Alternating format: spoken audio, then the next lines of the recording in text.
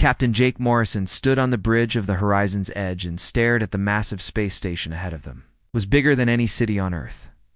The metal walls curved and twisted in ways that hurt his eyes to look at. Strange lights moved across its surface like living things. This was Kepler Prime, the center of the Galactic Federation. "Sir, we're getting a message from the station," said Lieutenant Amy Carter from her seat at the communications desk. Her voice was tight with nervousness. They had traveled for 3 months to get here, and now that they had arrived, everyone felt the weight of what they were doing. Humanity was about to meet aliens for the first time. Jake nodded and straightened his blue uniform. "Put it on the main screen." The face that appeared was not human. The alien had smooth gray skin and large black eyes that seemed to look right through them. When it spoke, the words came out in perfect English, though the voice sounded strange and hollow.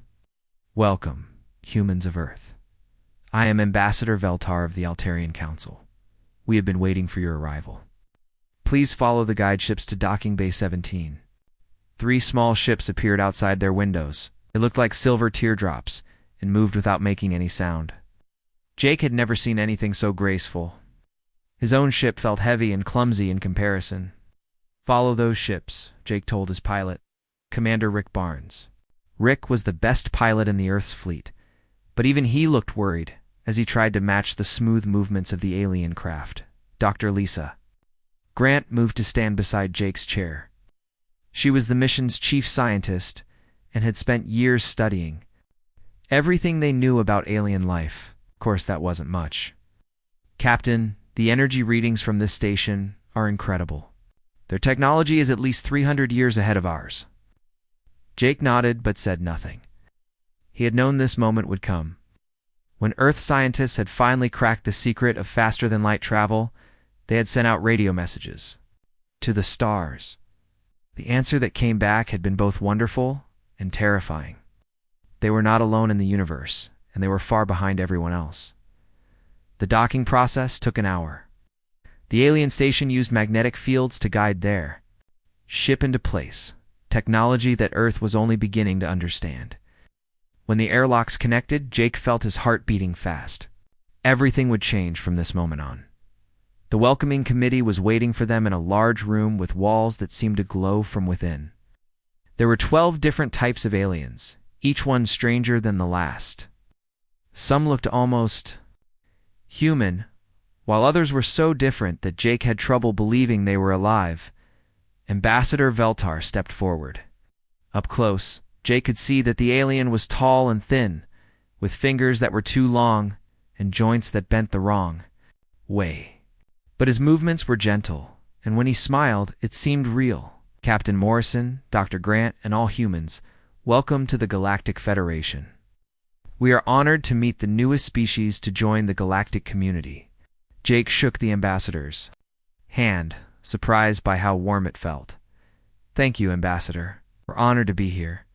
The ceremony began with each species presenting gifts to humanity. The Altarians gave them a crystal that could store more information than every computer on Earth combined. The vegans, who looked like walking trees, offered seeds that could grow food in any environment. The Centauri, fierce-looking beings with 4 arms and scales instead of skin, presented a weapon that could cut through any material. When it was humanity's turn, Dr. Grant stepped forward with their gift samples of Earth's music, art, and literature. She had also brought recordings of human history, both the good and the bad parts.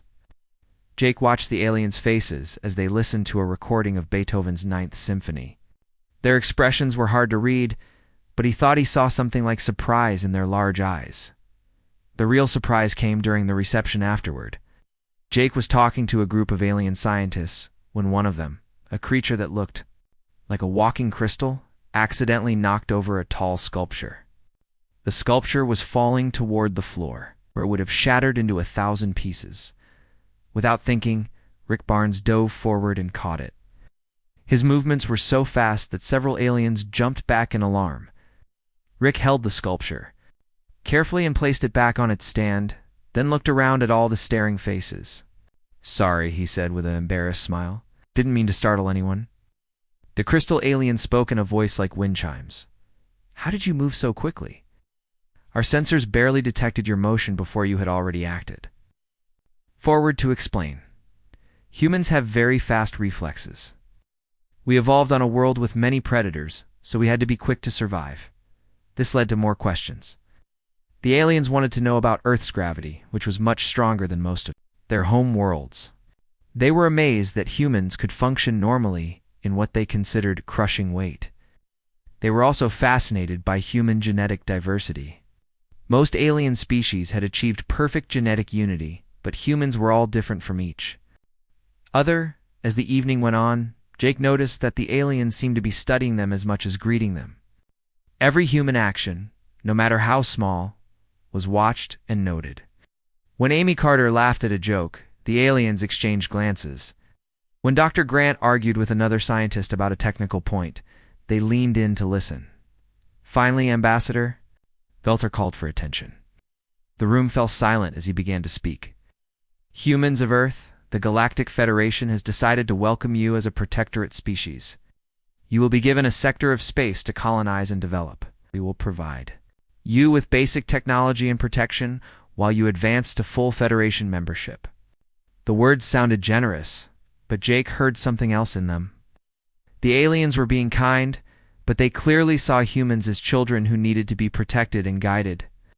They were being given a quiet corner of the galaxy where they couldn't cause any trouble. Admiral Peter Kane, the mission's senior diplomat, stepped forward to accept the terms.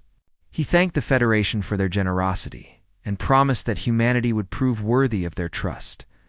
But as Jake looked around the room at all the alien faces, he wondered what they would think if they knew the truth about humanity. Beings had achieved perfect peace in their societies. They had eliminated war, poverty, and conflict through technology and wisdom. They had no idea that humans were different. They didn't know that every human carried within them the capacity for both great kindness and terrible violence. They couldn't imagine a species that would fight against impossible odds or sacrifice. Everything for strangers. Jake Morrison smiled and shook more alien hands. But deep inside, he had a feeling that the galaxy was about to learn something new. About the small, primitive species from the third planet of an unremarkable yellow star. 3 years had passed since humanity joined the Galactic Federation. Captain Jake Morrison now commanded the New Frontier, a ship that combined human engineering with alien technology. The upgrades made his vessel faster and stronger, but it still felt like a toy compared to the massive Federation warships. Jake was reviewing supply reports in his quarters. When the emergency alarm began to sound, the sharp, piercing noise filled the ship as red lights flashed in the corridors. Jake ran to the bridge, where he found his crew staring at the main screen in horror. "What's happening?" Jake demanded as he dropped into his captain's chair. "Lieutenant." Amy Carter turned from her station, her face pale. "Sir, we're receiving distress calls from the Altarian home system. Something is attacking their worlds." The main screen showed a live feed from Altaria Prime, the beautiful blue and green, a world that served as the Federation's capital. But the planet Jake remembered was gone. Instead, he saw a world covered in gray metal, its oceans drained and its forests turned to ash. Massive black ships moved across the surface like hungry insects. "How many ships are we looking at?" Jake asked. "Sensors show over 1,000 vessels, sir," reported Commander Rick Barnes from the tactical station. "But they're unlike anything in our databases. The design is completely unknown." Dr. Lisa Grant burst onto the bridge, carrying a tablet filled with data. "Captain, I've been analyzing the transmissions. These aren't ships in the way we understand them. They're machines, pure and simple. No life signs, no crew quarters, no life support systems. They're built for one purpose only, just to consume," Lisa said grimly. "They're stripping the planet of all organic matter. Every plant, every animal, every person, it's all being converted into raw materials." Jake felt his stomach turn. "How long did this take?" "The attack began 4 hours ago," Amy said quietly. "The entire Altarian civilization is gone." The bridge fell silent as everyone tried to process this information. The Altarians had been the most advanced species in the Federation with technology that seemed like magic to human eyes. Their fleet had been the largest and most powerful in known space. If they could be destroyed in 4 hours, what chance did anyone else have? More reports began flooding in from across the galaxy. The vegan homeworld had gone silent. The Centauri defense fleet had engaged the unknown vessels and been completely destroyed. System after system was falling to the mysterious attackers. "Sir, we're receiving a transmission from Federation Command," Amy announced.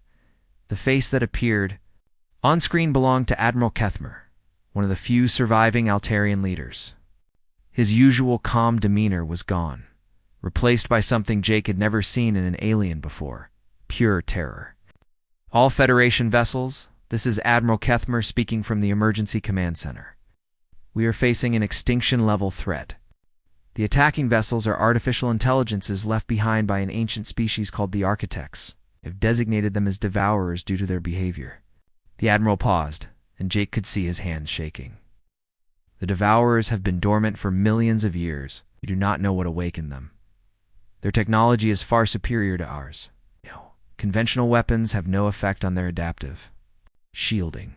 They learn from every encounter, becoming stronger and more efficient with each victory." Jake leaned forward in his chair. "How do we fight them?" As if answering his question, Admiral Kethmer continued, "All species are ordered to begin immediate evacuation procedures. We estimate 18 months before total galactic extinction. Evacuation fleets will depart for the Andromeda Galaxy within the week. This is not a battle we can win." The transmission ended, leaving Jake's bridge in stunned silence. Outside the ship's windows, Jake could see other vessels beginning to turn away from the danger zones. The entire galactic fleet was retreating. Lieutenant Colonel Steve Murphy, the senior military advisor aboard the New Frontier, spoke up from his position near the communications console. "Captain, with respect, something doesn't add up here. These aliens have been fighting wars for thousands of years. They should know how to adapt their tactics." Dr. Grant nodded. "I've been thinking the same thing. I've analyzed the battle recordings from the Centauri engagement. Their attack patterns were beautiful, perfectly coordinated, mathematically precise. But they were also completely predictable." "What do you mean?" Jake asked. "The Centauri fleet moved like a computer program," Lisa explained. "Every ship knew exactly where every other ship would be at any given moment. Their formations were perfect. Their timing was flawless. It was the most organized military operation I've ever seen." Steve Murphy crossed his arms. "And that's exactly why they lost. Perfect organization means perfect predictability.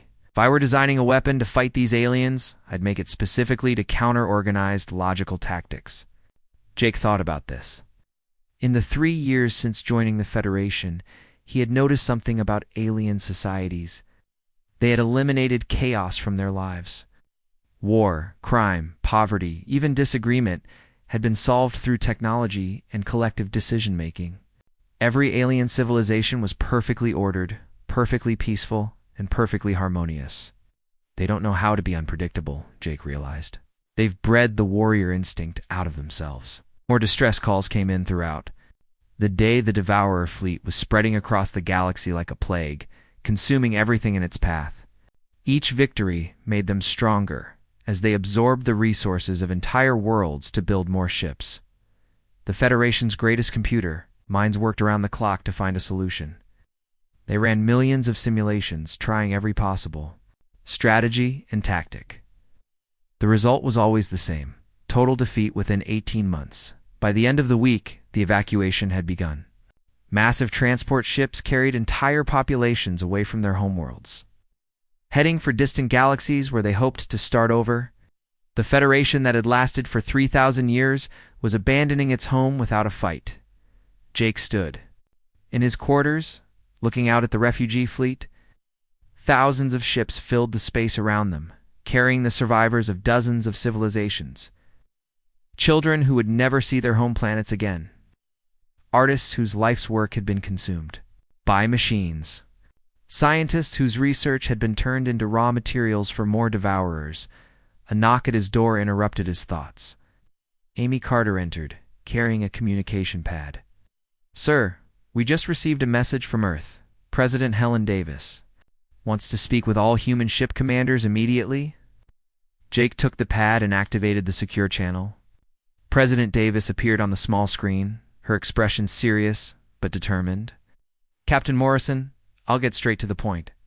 The Federation has ordered all human vessels to join the evacuation fleet. We're supposed to abandon our colonies and retreat to Andromeda with everyone else. Yes, ma'am. When do we begin? The president smiled, but there was something fierce in her eyes. We don't, Captain. Humanity has made a different choice. Going to stay and fight? Jake felt his heart skip a beat. Ma'am, with respect, the Federation's most advanced fleets couldn't stop these things. How can we possibly, because we're not like them? Captain President Davis interrupted. We're not perfect. We're not organized. We're chaotic, unpredictable, and stubborn. And sometimes that's exactly what the galaxy needs. The transmission ended, leaving Jake alone with a choice that would determine the fate of humanity. Around him, the evacuation fleet prepared to abandon the galaxy to the Devourers. But somewhere in the distance, Jake could see the lights of human ships turning back toward the battle zone. The galaxy was watching humanity once again. But this time, they weren't watching newcomers trying to fit in. They were watching a species that refused to run, even when running was the only logical choice.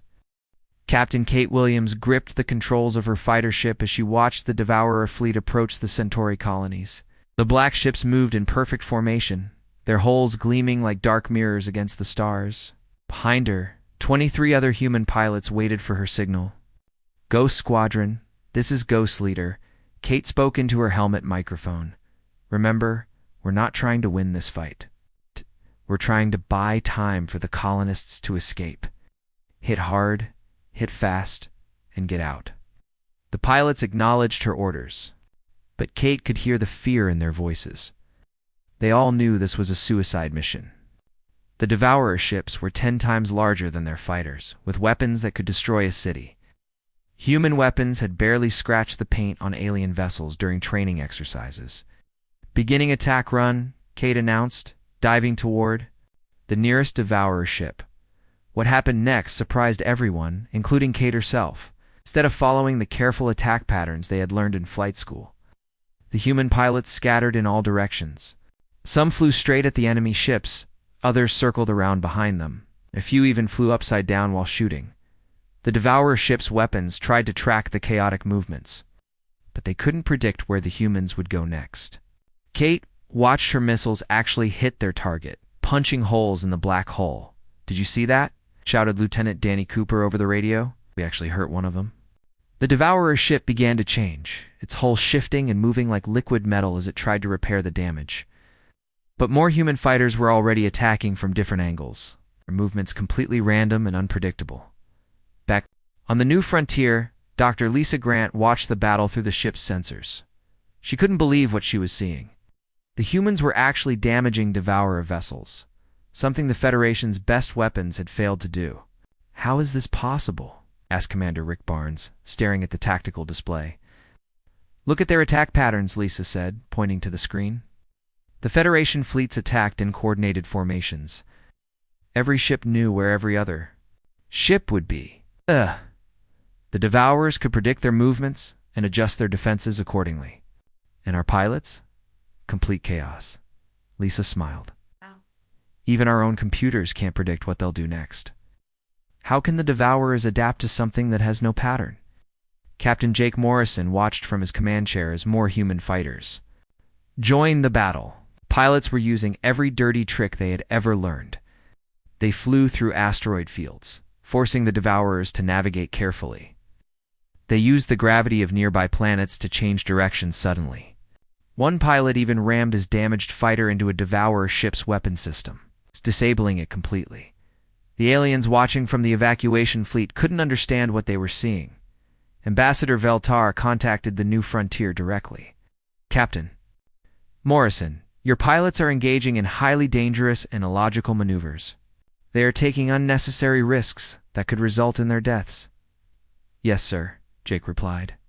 "That's exactly what they're doing. But why? There is no strategic advantage to such tactics." Jake thought for a moment before answering. "Ambassador, Has your species ever had to fight for survival? Not for over 2,000 years? We eliminated conflict through logic and cooperation? Then you wouldn't understand, Jake said gently. Humans have been fighting for survival since we first stood upright. We know that sometimes the only way to win is to do something so crazy that your enemy can't prepare for it. On the surface of the nearest Centauri colony, Major Alex Turner watched the evacuation ships loading refugees. The battle in space was buying them precious time, but he knew the Devourers would eventually adapt to human tactics. They always did. Major, we've got ground forces incoming, reported Sergeant Nina Ross from her position on the colony's defense wall. It looks like the Devourers are sending landing craft. Alex nodded. Oh. He had been expecting this. Ow. The Devourers didn't just attack. From space, they sent machines to the surface to consume everything organic. The Federation had never found a way to stop them on the ground. All right, people, Alex called to his soldiers. Shh. Remember what we learned in training? These machines are programmed to fight organized resistance, so we're not going to give them organized resistance. We're going to give them guerrilla warfare. Human soldiers spread out across the colony, hiding in buildings, sewers, and even inside the evacuation ships themselves. When the Devourer machines landed, they expected to face defensive lines in coordinated positions. Instead, they found nothing. Then the humans attacked from everywhere at once. Soldiers popped out of manholes to throw explosives at the machines. Snipers fired from buildings, then disappeared before return fire could find them. Some soldiers Even hid inside destroyed Devourer machines, attacking other machines from behind. The Devourer ground forces tried to adapt. But how do you adapt to an enemy that has no fixed positions, no predictable tactics, and no apparent regard for their own safety? In space, the battle was turning. Captain Kate Williams had lost half her squadron, but the remaining fighters had disabled 3 Devourer ships. More importantly, they had confused the enemy's adaptive programming. The Devourer fleet had stopped advancing and was trying to analyze the human attack patterns. Ghost Leader, this is command, came Jake Morrison's voice over the radio. Are you holding up out there? We're getting hammered, sir, Kate replied as she dodged enemy fire. But we're giving as good as we get. These things don't know what to make of us. Can you keep them busy for another hour? We can try, sir. I'm not sure how many of us will be left by then. Kate led her remaining fighters in another chaotic attack run. This time, she decided to try something completely insane. Instead of attacking the Devourer ships directly, she flew straight at their formation and then cut her engines, letting her fighter drift through their defensive line like a piece of space debris. The Devourer's weapons couldn't get a lock on her unpowered ship. By the time they realized what was happening, Kate had drifted close enough to one of their vessels to attach a nuclear mine to its hull. The explosion damaged 3 ships and sent debris flying in all directions. That was the craziest thing I've ever seen, radioed Lieutenant Cooper. And it actually worked. On the colony surface, Major Turner's guerrilla tactics were having a similar effect. The Devourer machines were designed to fight conventional armies, not invisible enemies who struck without warning and disappeared like ghosts. For the first time since they had awakened, the Devourers were experiencing something they had never encountered before. Uncertainty. Dr. Grant watched the sensor readings with growing excitement. Captain, the Devourer fleet has stopped advancing. They're actually pulling back to regroup. Jake couldn't believe it. They're retreating. Not retreating exactly, but they're definitely confused. Their adaptation algorithms are running continuous analysis cycles, trying to understand human behavior. It's like they're stuck in a loop. Across the galaxy, other human forces were engaging Devourer fleets with similar results. Captain Ben Parker led a squadron of human bombers in an attack that involved flying directly through a sun's corona to avoid detection. Colonel Sarah Mitchell's ground forces used ancient Earth tactics like ambushes and hit-and-run attacks that the Devourers had never seen before. Most importantly, the humans were buying time for the alien evacuation fleets. Every hour that the Devourers spent trying to understand human tactics was an hour that thousands of alien families could escape to safety. But the cost was enormous. Human casualties were mounting rapidly. Ships were destroyed, pilots were killed, and ground forces were being overwhelmed despite their successes. The humans were winning individual battles, but they couldn't keep it up forever in the evacuation fleet. Alien leaders watched the human attacks with a mixture of awe and horror. These primitive beings were accomplishing the impossible, but they were paying for it with their lives. "They're going to get themselves killed," Ambassador Veltar said to his aide. "Their tactics are effective, but unsustainable. Should we offer assistance?" Veltar was quiet for a long moment. "What kind of assistance could we offer? We don't know how to fight like they do. We don't understand their methods. We can only watch and hope that their sacrifice gives us enough time to escape." Back on the new frontier, Jake received a priority message from Earth. President Davis appeared on his screen looking tired but determined. "Captain, I've been watching the reports from across the galaxy. Our people are performing miracles out there. But we both know this can't last forever. The Devourers will eventually adapt to our tactics." "Yes, ma'am." "What are your orders?" "We're sending every available ship and soldier to support the front lines. If humanity's going to make a stand, we're going to make it count. But I need..." "You two know something, Captain. The galaxy is watching us. For the first time since we joined the Federation, they're not looking at us as children who need protection. They're looking at us as warriors." Jake nodded. Through his bridge windows, he could see the lights of the alien evacuation fleet, thousands of ships carrying millions of refugees to safety. Those people were alive because humans had chosen to fight instead of run. The galaxy had watched in shock as humanity became something they never expected, not the primitive newcomers they had once dismissed. But the last hope for survival in a universe gone mad, news of humanity's victories spread across the galaxy. Like wildfire, the alien evacuation fleets, which had been fleeing toward distant galaxies, began to slow their retreat. For the first time in months, beings throughout the galaxy dared to hope that the Devourers could be stopped. Dr. Lisa Grant worked day and night in her laboratory aboard the New Frontier. Analyzing every piece of Devourer technology her teams had recovered, fragments told a story that chilled her to the bone, but also gave her an idea that might save everyone. "Captain Morrison, you need to see this," she called over the ship's communication system. Jake arrived at her lab to find Lisa standing before a holographic display showing the galaxy's core. The image was beautiful but terrifying. Millions of stars clustered together in a swirling mass of light and energy. "I've been studying the Devourer communication patterns," Lisa explained. "They're not just individual ships working together. They're connected to something at the galactic center. A central intelligence that controls every single machine." Jake studied the display. "You mean there's a master computer somewhere?" "More than that. I think it's the original architect facility where the Devourers were built. If we could reach it and shut it down, every Devourer in the galaxy would stop functioning." "That's a big if," Jake said. "The galactic core is the most dangerous region of space. Even getting close to it would be suicide." Lisa nodded grimly. "The radiation levels alone would kill us before we got within a light year of the target. And that's assuming we could fight our way through the millions of Devourer ships that are probably guarding it." Despite the impossibility of the mission, word of Lisa's discovery spread throughout the human fleet.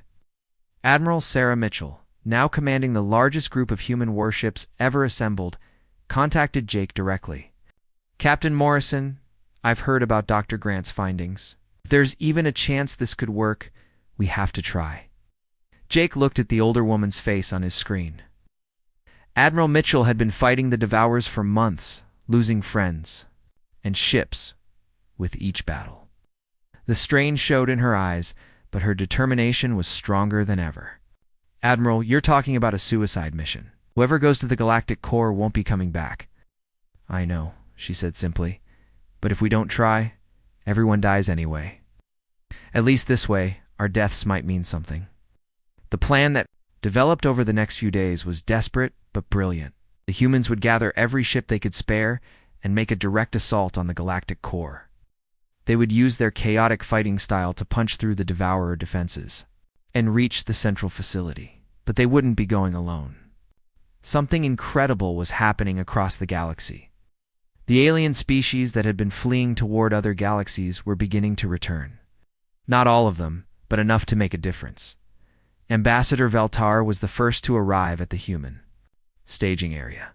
His ship, the Wisdom of Stars, had been part of the evacuation fleet heading for Andromeda. Now it sat alongside human vessels, its elegant curves a sharp contrast to the angular human designs. Ambassador Jake greeted him as they met in the docking bay. "I thought you were evacuating with the others." "You were," Veltar admitted. "But then we saw what your species was accomplishing. We realized that running away was not the answer. If these young warriors from Earth are willing to die for the galaxy, then we cannot abandon them." More ships arrived over the following days. Centauri battlecruisers, their hulls scarred from fighting the Devourers. Vegan bioships grown rather than built, their living hulls pulsing with strange energy. Even some of the mysterious, ethereal collective beings of pure energy who rarely involve themselves in physical conflicts. Commander Ben Parker, the fleet's chief engineer, worked with alien scientists to combine human and Federation technology. The result was a fleet unlike anything the galaxy had ever seen. Human ships equipped with Altarian shields. Centauri weapons powered by vegan bioenergy. Navigation systems that could plot courses through the deadly radiation of the galactic core. "It's not going to be enough," Parker reported to Jake. During one of their planning sessions, "Even with all this technology, the core is too dangerous. The radiation will overwhelm our shields long before we reach the target." Dr. Grant had been listening to the conversation. "What if we don't try to protect ourselves from the radiation? What if we use it?" "What do you mean? The Devourers are machines. They're built to last, which means they're probably shielded against radiation. But what if we could overload their systems, create so much electromagnetic interference that they can't function?"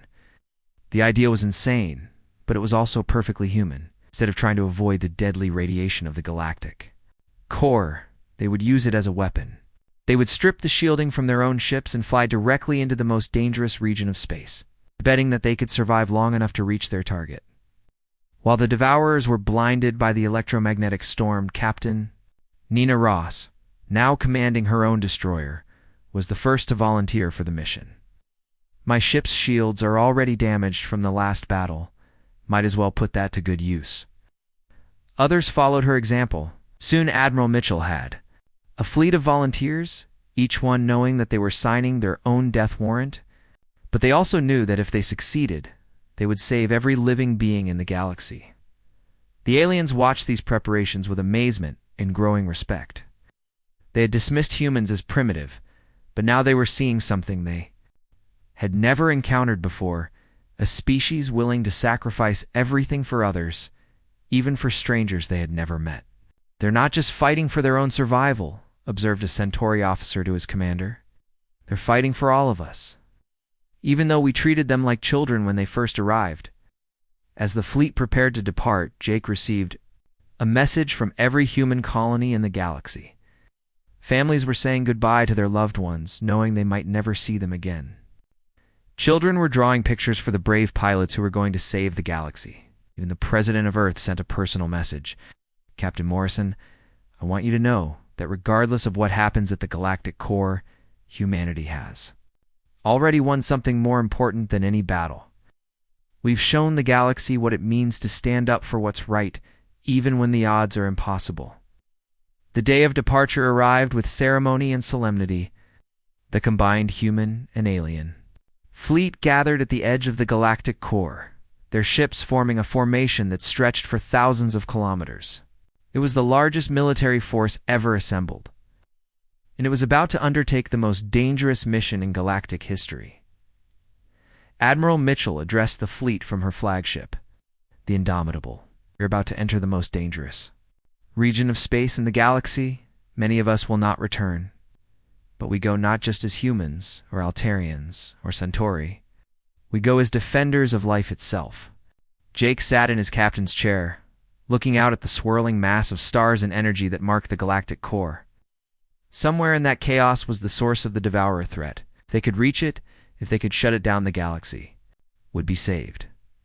But first, they had to survive the journey through hell itself. "All ships, this is Admiral Mitchell. Begin the assault. May whatever gods you believe in watch over us all." The fleet moved forward into the blazing heart of the galaxy. carrying with them the hopes and prayers of trillions of beings.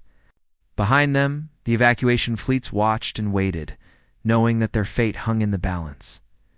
The galaxy was watching once again as humanity led the charge into the unknown. Not because they were the strongest or the smartest, but because they were the only ones crazy enough to try. The radiation from the galactic core hit the fleet like a hammer. Captain Jake Morrison watched his ship's instruments go crazy as waves of energy washed over them. The new frontier shook and groaned, its hull heating up from the deadly radiation that filled this region of space. "Shields are failing," shouted Commander Rick Barnes from his station. "Hull temperature is rising past safe limits." "Hold course," Jake ordered, gripping his command chair as another wave of radiation made the lights flicker. Around them, the combined fleet pushed deeper into the blazing heart of the galaxy, their ships looking like tiny insects flying into a furnace. The Devourer ships guarding the core were having problems too. Their perfect black hulls, which had seemed invincible in normal space, were now crackling with electrical discharges. The radiation that was slowly killing the human fleet was also blinding the Devourers' sensors and disrupting their communications.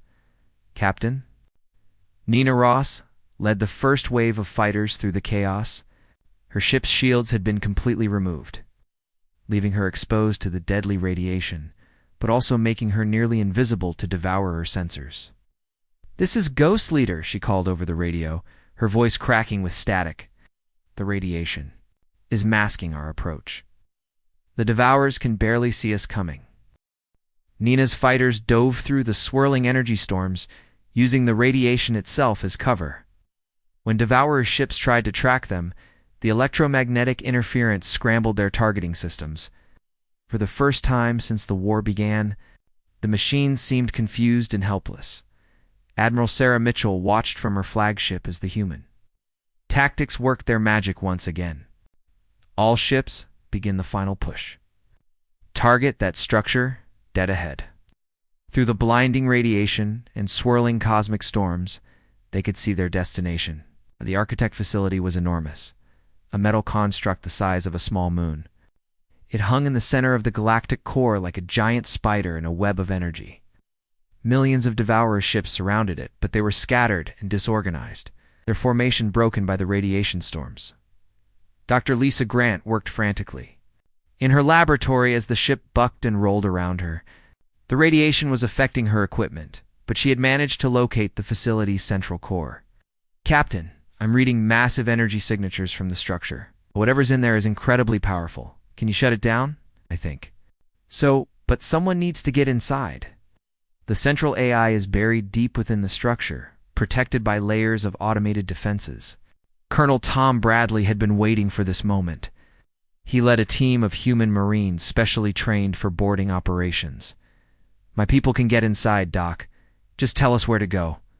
The assault on the Architect facility was unlike anything the galaxy had ever seen. Human fighters swarmed around the massive structure like angry bees, their chaotic attack patterns confusing the automated defenses. Marines in boarding pods crashed through the facility's hull, cutting their way inside, with weapons that should have been useless against Architect technology. But the radiation was affecting everything. The facility's defenses, designed to work perfectly under normal conditions, were malfunctioning. Security systems that should have stopped the human assault were offline or running error-filled programs. Jake watched his people fight their way deeper into the structure. Every few minutes, another ship was destroyed by the radiation or enemy fire. The fleet that had started with thousands of vessels was down to hundreds, then dozens. "Sir, we're losing ships faster than we can count," reported Amy Carter from her communications station. Her face was pale from radiation exposure, but she refused to leave her post. "How much longer do we need?" Jake asked Dr. Grant. "Colonel Bradley's team is almost at the central core. It's just a few more minutes." Those minutes felt like hours. The remaining ships of the fleet formed a protective circle around the facility, fighting off waves of Devourer reinforcements while their people worked inside. Alien vessels fought alongside human ships, their crews showing the same courage and determination that had once seemed uniquely human. Inside the facility, Colonel Bradley and his Marines had reached the central core. The chamber was vast, filled with machinery that hurt to look at. At the center sat something that might have been a computer, but it was unlike anything from human or alien technology. "This is it," Bradley radioed back to the fleet. "But how do we shut this thing down?" Dr. Grant's voice came back over the radio, weak but determined. "Don't try to destroy it, Colonel. Try to communicate with it. Same program for millions of years. Show it something different." Bradley approached the central computer carefully. As he got closer, lights began to flicker across its surface. Then, impossibly, it spoke. "You are not like the others," the AI said in a voice like distant thunder. "You are chaotic, unpredictable. You fight without logic." "That's right," Bradley replied. "We're human. I was created to reset galactic civilization when it became too ordered, too peaceful. I have done this many times throughout history." "You are different."